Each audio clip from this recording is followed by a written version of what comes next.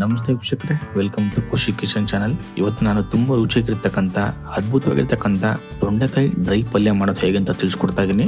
ಯಾರು ತೊಂಡೆಕಾಯಿ ಪಲ್ಯ ತಿನ್ನೋದಿಲ್ವೋ ಅಂತವ್ರಿಗೆ ಇದು ಒಂದು ತುಂಬಾ ರುಚಿಯಾಗಿರ್ತಕ್ಕಂಥ ಒಂದು ರೆಸಿಪಿ. ನೀವು ಯಾವುದೇ ಬೇಳೆ ಸಾರು ಮಾಡಿ ಜೊತೆಗೆ ಈ ತೊಂಡೆಕಾಯಿ ಡ್ರೈ ಪಲ್ಯ ಮಾಡಿದ್ರೆ ತುಂಬಾ ರುಚಿಯಾಗಿರುತ್ತೆ. ತಿಂದಿರೋರು ಕೂಡ ಈ ತೊಂಡೆಕಾಯಿ ಪಲ್ಯನ ತಿಂತಾರೆ. ಹಾಗಾದ್ರೆ ಬನ್ನಿ ವೀಕ್ಷಕರೇ, ಇದು ಮಾಡ್ತಕ್ಕಂಥ ವಿಧಾನ ಹೇಗೆ ಅಂತ ತೋರಿಸ್ಕೊಡ್ತೀನಿ. ಮೊದಲಿಗೆ ವೀಕ್ಷಕರೇ, ನಾವಿಲ್ಲಿ ಅರ್ಧ ಕೆಜಿಯಷ್ಟು ತೊಂಡೆಕಾಯಿನ ತಗೊಂಡು ಈ ರೀತಿ ಚಿಕ್ಕ ಚಿಕ್ಕದಾಗಿ ಕಟ್ ಮಾಡಿ ಇಟ್ಕೊಂಡಿದೀವಿ. ಇದನ್ನ ಒಂದು ಪಾತ್ರೆ ಹಾಕೊಂಡು ಚೆನ್ನಾಗಿ ನಾವು ಬೇಯಿಸ್ಕೋಬೇಕಾಗತ್ತೆ. ಹಾಗೆ ಸ್ವಲ್ಪ ಅರಿಶಿನ ಹಾಕೊಂಡು ಚೆನ್ನಾಗಿ ಕುದಿಸ್ಕೊಳ್ಳಿ. ಇದು ಕುದಿತಾ ಇರುವಾಗಲೇ ನಾವು ಇದಕ್ಕೆ ಬೇಕಾದಂತ ಮಸಾಲೆಯನ್ನ ರುಬ್ಕೊಳ್ಳೋಣ ಬನ್ನಿ. ಮಸಾಲೆ ರುಬ್ಬೋದಕ್ಕೆ ನಾವಿಲ್ಲಿ ಒಂದು 2 ರಿಂದ 3 ಬ್ಯಾಡಗೆ ಮೆಣಸಿನಕಾಯಿ, ಹಾಗೆ ಒಂದು 5 ರಿಂದ 6 ಗುಂಟೂರು ಮೆಣಸಿನಕಾಯಿ ತಗೊಂಡಿದೀವಿ. ಹಾಗೆ 1 ಟೀ ಸ್ಪೂನ್ ಅಷ್ಟು ಕಡಲೆಬೇಳೆ ಮತ್ತೆ ಉದ್ದಿನ ಬೇಳೆ ತಗೊಂಡಿದೀವಿ. 1/4 ಟೀ ಸ್ಪೂನ್ ಅಷ್ಟು ಸಾಸಿವೆ ತಗೊಂಡಿದೀವಿ. ಹಾಗೆ 1 ಟೀ ಸ್ಪೂನ್ ಅಷ್ಟು ಜೀರಿಗೆನ ತಗೊಂಡಿದೀವಿ. ಹಾಗೆ ಒಂದು ಅರ್ಧ ಕಪ್ ಕಾಯಿ ತಗೊಂಡಿದೀವಿ. ಮತ್ತೆ 1 ನಿಂಬೆಹಣ್ಣು ಗಾತ್ರದಷ್ಟು ಹುಣಸೆ ಹಣ್ಣನ್ನ ನಾವು ಇಲ್ಲಿ ನೆನೆಸಿಟ್ಕೊಂಡಿದೀವಿ. ಹಾಗೆ ಸ್ವಲ್ಪ ಕರಿಬೇವಿನ ಸೊಪ್ಪು ಬೇಕಾಗತ್ತೆ. ಇದಾದ ನಂತರ ವೀಕ್ಷಕರೇ, ನಾವೇನ್ ಕಡಲೆಬೇಳೆ ಉದ್ದಿನ ಬೇಳೆ ಜೀರಿಗೆ ಸಾಸಿವೆ ಎಲ್ಲ ತಗೊಂಡಿದ್ವಲ್ಲ ಅದನ್ನ ಒಂದು ಬಾಣಲಿ ಹಾಕೊಂಡು 30 ಸೆಕೆಂಡ್ಗಳ ಕಾಲ ನಾವು ಇದನ್ನ ಹುರ್ಕೋಬೇಕಾಗತ್ತೆ. ಮೆಣಸಿನಕಾಯಿನ ನಾವು ಸಪ್ರೇಟ್ ಆಗಿ ಹುರ್ಕೊಳ್ಳೋಣ. ಯಾಕಂದ್ರೆ ಎಲ್ಲ ಒಟ್ಟಿಗೆ ಹಾಕ್ಬಿಟ್ರೆ ಸೀದೋಗ್ಬಿಡೋದ್ರಿಂದ ನಾವು ಸಪ್ರೇಟ್ ಆಗಿ ಹುರ್ಕೋತಾ ಇದೀವಿ. ಒಣ ಮೆಣಸಿಗೆ ಕೂಡ ನಾವು ಇದೇ ರೀತಿ ಸ್ವಲ್ಪ ಹೊತ್ತು ಹುರ್ಕೋಬೇಕಾಗತ್ತೆ. ನೋಡಿ, ಈ ರೀತಿ ಹುರ್ಕೊಂಡಾದ ನಂತರ ನಾವು ಇದನ್ನ ಒಂದು ಮಿಕ್ಸಿ ಜಾರ್ಗೆ ಹಾಕಿ ಚೆನ್ನಾಗಿ ರುಬ್ಕೊಳ್ಳಿ. ನೋಡಿ, ಇಷ್ಟು ರುಬ್ಬಾದ ನಂತರ ನಾವು ಇದಕ್ಕೆ ಕಾಯಿನ ಮಿಕ್ಸ್ ಮಾಡ್ಕೋಬೇಕಾಗತ್ತೆ. ಮುಂಚೆನೆ ಕಾಯಿ ಹಾಕ್ಬಿಟ್ರೆ ಅದು ಡ್ರೈ ಆಗಿ ಬರೋದಿಲ್ಲ. ಅದನ್ನ ನಾವು ಸ್ವಲ್ಪ ರುಬ್ಬಿದ ನಂತರ ಕಾಯಿ ಹಾಕೊಂಡು ರುಬ್ಕೋತಾ ಇದೀವಿ. ಮತ್ತೆ ಹಸಿ ಕಾಯಿ ಹಾಕ್ಬಾರ್ದು, ಫುಲ್ ಇಟ್ಟಿಟ್ಟಾಗಿ ಆಗ್ಬಿಡುತ್ತೆ. ಸ್ವಲ್ಪ ಬಳ್ತಿರೋ ಕಾಯಿ ನೀರೆಲ್ಲ ಚೆನ್ನಾಗಿ ಡ್ರೈ ಮಾಡಿ ಕಾಯಿನ ಕಟ್ ಮಾಡಿ ಹಾಕೊಂಡು ನೋಡಿ ಈ ರೀತಿ ರುಬ್ಕೋಬೇಕಾಗತ್ತೆ. ನೋಡಿ, ಈಗ ತೊಂಡೆಕಾಯಿ ತುಂಬಾ ಚೆನ್ನಾಗಿ ಬೆಂದಿದೆ. ಬನ್ನಿ ವೀಕ್ಷಕರೇ, ಇದು ಮಾಡ್ತಕ್ಕಂಥ ವಿಧಾನ ತೋರಿಸ್ತೀನಿ.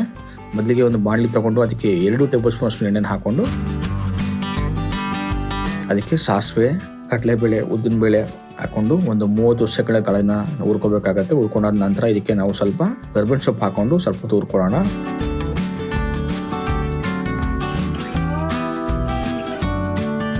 ಹುರ್ಕೊಂಡ ನಂತರ ನಾವು ರುಬ್ಬಿರ್ತಕ್ಕಂಥ ಮಸಾಲೆಯನ್ನ ಇದಕ್ಕೆ ಹಾಕಿ ಚೆನ್ನಾಗಿ ಮಿಕ್ಸ್ ಮಾಡ್ಕೋಬೇಕಾಗತ್ತೆ.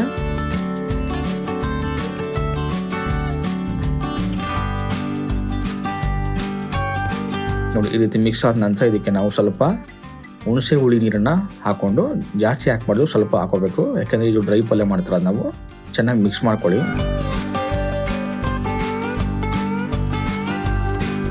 ಮಿಕ್ಸ್ ಮಾಡಿದ ನಂತರ ನಾವು ಇದಕ್ಕೆ ರುಚಿಗೆ ತಕ್ಕಷ್ಟು ಉಪ್ಪನ್ನು ಹಾಕಿ ಚೆನ್ನಾಗಿ ಮಿಕ್ಸ್ ಮಾಡ್ಕೋಬೇಕಾಗತ್ತೆ.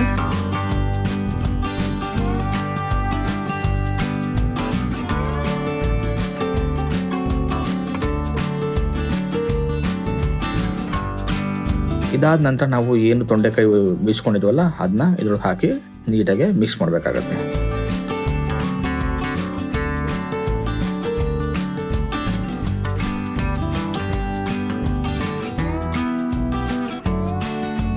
ನೋಡಿ, ಇದಾಯ್ತು. ಇನ್ನು ಮತ್ತೆ ನಾವು ಲಿಡ್ನ ಕ್ಲೋಸ್ ಮಾಡಿ ಬೇಯಿಸೋ ಅಗತ್ಯವಿಲ್ಲ. ಯಾಕಂದ್ರೆ ತೊಂಡೆಕಾಯಿನ ಆಗಿ ನಾವು ಬೇಯಿಸ್ಕೊಂಡೋದ್ರಿಂದ ನಾವು ಮತ್ತೆ ಇದನ್ನ ನೀವೇನು ಲಿಡ್ನ ಕ್ಲೋಸ್ ಮಾಡಿ ನೀವು ಬೇಯೋದಕ್ಕೆ ಬಿಡಬೇಕಾಗಿಲ್ಲ. ಇದು ಮಿಕ್ಸ್ ಆದ ನಂತರ ತೊಂಡೆಕಾಯಿ ಪಲ್ಯ ರೆಡಿ ಆಗಿದೆ. ನೋಡಿ, ತುಂಬಾ ಅದ್ಭುತ ಬಂದಿದೆ ವೀಕ್ಷಕರೇ. ನೋಡಿದಲ್ಲ ವೀಕ್ಷಕರೇ, ತೊಂಡೆಕಾಯಿ ಡ್ರೈ ಪಲ್ಯ ಹೇಗೆ ಮಾಡೋದು ಅಂತ.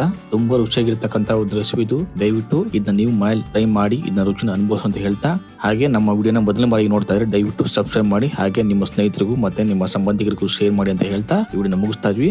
ಧನ್ಯವಾದಗಳು.